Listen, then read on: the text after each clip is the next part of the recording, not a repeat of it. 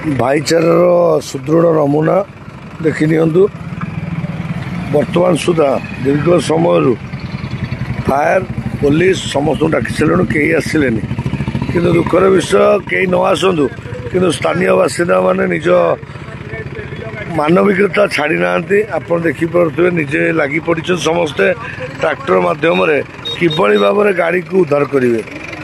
ये गोटे छत्तीसगढ़ गाड़ी एवं कटकिया मानकर ये भाईचारार सुदृढ़ प्रमाण देखु कि भाव गाड़ी बर्तमान हूँ पलटी खाई उद्धार करने समस्त स्थानीय बासिंदा ग्रामवासी माने निज तरफ कौन सरकारी सहायता को अपेक्षा करना निजे आसी चेष्टा करें किभली भाव में ये असहाय लोक सहयोग करिया।